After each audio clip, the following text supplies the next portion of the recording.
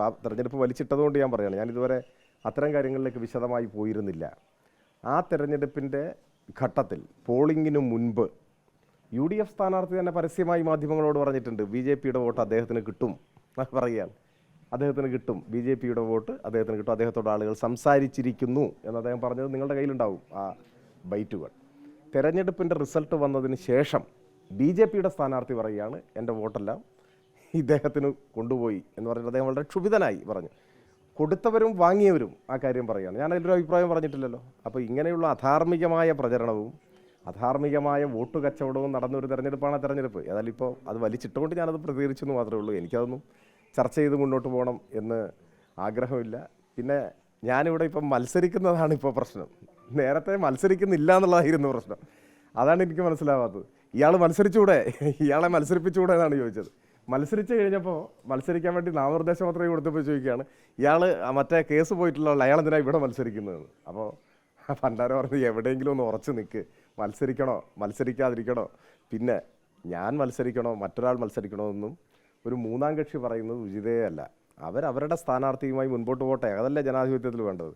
എന്തിനാണ് ഞാൻ മത്സരിക്കാതിരിക്കുന്ന ഘട്ടത്തിൽ അല്ലെങ്കിൽ സ്ഥാനാർത്ഥിയെ പ്രഖ്യാപിക്കാത്ത ഘട്ടത്തിൽ മത്സരിക്കണം എന്ന് പറഞ്ഞിട്ട് മുറവിളി കൂട്ടുന്നതും, മത്സരിക്കാൻ പാർട്ടി തീരുമാനിക്കുമ്പോൾ എന്തിനാ മത്സരിച്ചതെന്ന് ചോദിക്കുന്നത്. അവരുടെ തെരഞ്ഞെടുപ്പ് പ്രവർത്തനങ്ങളിൽ വ്യാപൃതരാകുന്നതാണ് നല്ലത്. അല്ലെങ്കിൽ ജനങ്ങൾ ഈ കാര്യങ്ങളെല്ലാം ശരിയായി വിലയിരുത്തി അവരുടെ ഒരു നില മനസ്സിലാക്കും എന്ന് മാത്രമേ എനിക്ക് പറയാനുള്ളൂ. പരിസ്ഥിതി ദിനം കൂടിയാണ്. ഈ വന്യജീവി ആക്രമണങ്ങളൊക്കെ വല്ലാതെ വരുന്നൊരു സാഹചര്യം കൂടിയുണ്ട്. മരം നട്ട് പരിസ്ഥിതി ദിനം ആചരിക്കാനാണോ സ്ഥാനാർത്ഥിയുടെ തീരുമാനം? അല്ല, അത് രണ്ട് കാര്യമാണ്. ഒന്ന്, പരിസ്ഥിതി വലിയ വെല്ലുവിളികളെ നേരിടുന്നുണ്ട് ലോകമെമ്പാടും.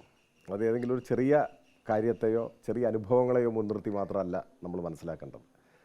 ഇപ്പോൾ ആഗോളതാപനം, കാലാവസ്ഥാ വ്യതിയാനം, ഇതൊക്കെ മാനവരാശിയുടെ നിലനിൽപ്പിന് തന്നെ ഭീഷണി ഉയർത്തുകയാണ്. ഇങ്ങനെ മുൻപോട്ട് പോയാൽ ഭൂമുഖത്തു നിന്നും മനുഷ്യരാശി തന്നെ തുടച്ചു നീക്കപ്പെടുമെന്ന അങ്ങേയറ്റം സ്തോഭജനകമായിട്ടുള്ള റിപ്പോർട്ടുകളാണ് നമ്മുടെ മുൻപിൽ വരുന്നത്. ലോകത്തിലെ പല സ്ഥാപനങ്ങളുടെയും പഠന റിപ്പോർട്ടുകൾ നമ്മളെ ഭയപ്പെടുത്തുന്നതാണ്. അപ്പോൾ അത് വിവേകരഹിതമായിട്ടുള്ള മനുഷ്യൻ്റെ പ്രകൃതിയിലെ കടന്നുകയറ്റങ്ങളാണ് ഇതിന് ഇടയാക്കുന്നത്. ഒരുപാട് അനുഭവങ്ങൾ നമ്മുടെ മുമ്പിലുണ്ട്. അപ്പോൾ പരിസ്ഥിതിയെ സംബന്ധിച്ചൊരു അവബോധം ഇപ്പോൾ ശക്തിപ്പെട്ടു വരുന്നുണ്ട്, ലോകത്തിൽ ശക്തിപ്പെട്ടു വരുന്നുണ്ട്. പരിസ്ഥിതി സംരക്ഷിക്കപ്പെടേണ്ടതാണ് എന്ന തോന്നലും ശക്തിപ്പെട്ടു വരുന്നുണ്ട്. അപ്പോൾ ഈ ജൂൺ 5-നൊക്കെ വൃക്ഷത്തൈ നടുക എന്ന് പറഞ്ഞാൽ നമ്മളതിനെ കുറച്ച് കാണണ്ട. അതൊരു പ്രതീകാത്മകമായ പ്രവർത്തനമാണ്. അത് നമ്മളൊരു വിദണ്ഡവാദം ഉന്നയിക്കുകയല്ല വേണ്ടത്.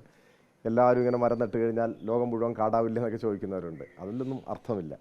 പരിസ്ഥിതി സംരക്ഷിക്കപ്പെടേണ്ടതാണ് എന്ന ഒരു സന്ദേശമാണ് ഇതിലൂടെ പകർന്നു കൊടുക്കുന്നത്. ഞങ്ങളിപ്പോൾ ഇന്ന് എല്ലാ ബൂത്തുകളിലും LDF ഇലക്ഷൻ കമ്മിറ്റിയുടെ നേതൃത്വത്തിൽ വൃക്ഷത്തൈകൾ നടും.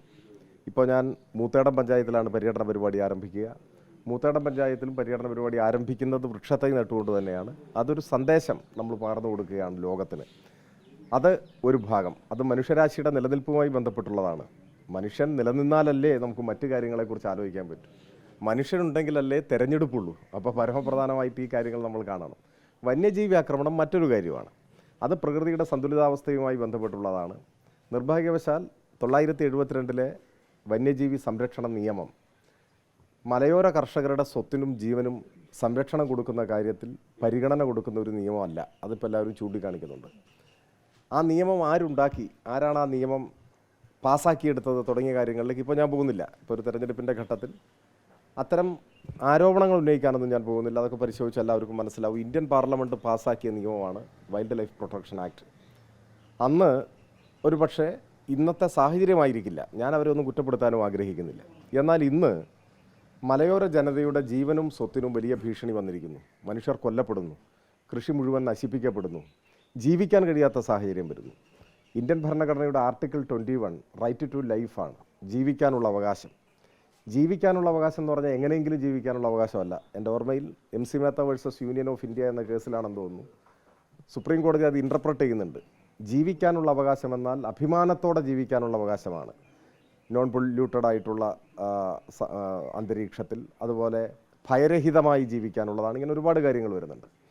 അപ്പോൾ മലയോര ജനത പലയിടത്തും ഇപ്പോൾ കൃഷി ഉപേക്ഷിച്ചാലോ എന്ന ചിന്തയിലാണ്. അവിടം ഉപേക്ഷിച്ച ഭൂമിയും സ്വത്തും ഉപേക്ഷിച്ച് രക്ഷപ്പെട്ടാലോ എന്ന ചിന്തയിലാണ്. അത് വളരെ ആശങ്കാജനകമായിട്ടുള്ളൊരു സാഹചര്യമാണ് വന്നിട്ടുള്ളത്. അപ്പോൾ വന്യജീവി സംരക്ഷണ നിയമം പൊളിച്ചെഴുതണം എന്നതാണ് ആവശ്യം.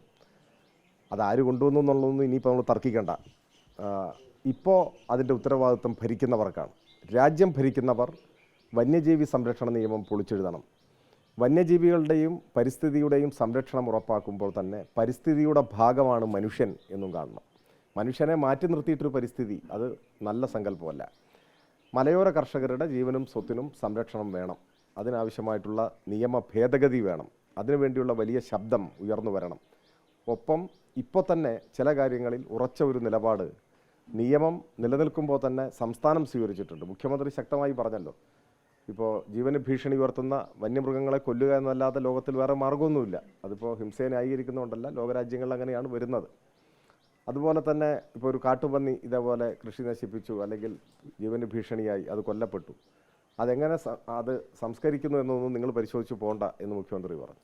സാധാരണഗതിയിൽ മുഖ്യമന്ത്രിമാർ പറയുന്നതിനേക്കാൾ ഒരു പടി കടന്ന് വളരെ ശക്തമായ ഒരു പ്രഖ്യാപനമാണ്. മലയോര ജനതയുടെ ശബ്ദമാണ് മുഖ്യമന്ത്രിയിലൂടെ പുറത്തു വന്നത്. അപ്പോൾ ഞങ്ങളുടെ നിലപാടതാണ്, ഈ നിയമം ഭേദഗതി ചെയ്യണം. വന്യജീവി ആക്രമണം തടയാൻ സംസ്ഥാനം വിശദമായ ഒരു പ്ലാൻ തയ്യാറാക്കിയിട്ടുണ്ട്. അതിന് കേന്ദ്രം അനുമതി നൽകണം.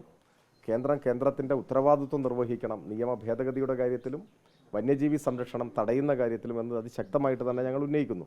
പരിസ്ഥിതി ദിന ചിന്തയുമായിട്ട് ഇതിനെ നമ്മൾ നേരിട്ട് ബന്ധപ്പെടുത്തേണ്ട കാര്യമില്ല. പരിസ്ഥിതി പോറലേൽക്കാതെ സംരക്ഷിക്കപ്പെടുക എന്ന് പറഞ്ഞാൽ അതിൻ്റെ അർത്ഥം നിയമാനുസൃതമായി ജീവിക്കുകയും കൃഷി ചെയ്യുകയും ചെയ്യുന്ന മനുഷ്യർ കൊല്ലപ്പെട്ടോട്ടെ എന്നല്ല. അപ്പോൾ അതിന് പരിഹാരം ഉണ്ടാവുക തന്നെ വേണം. അത് പരിഹരിക്കുന്നത് വരെ ആ ശബ്ദം ഉയർന്നു വരേണ്ടതാണ്. അതോടൊപ്പം പ്രകൃതിയെ പരിഗണിക്കാത്ത ഒരു ചലനവും നമ്മളെ നന്മയിലേക്ക് നയിക്കില്ല എന്ന തിരിച്ചറിവ് പ്രകൃതിയെ കരുതലോടെ സമീപിക്കാൻ ഉള്ള തീരുമാനത്തിലേക്ക് എല്ലാ മനുഷ്യരെയും നയിക്കുകയും ചെയ്യേണ്ടതാണ്.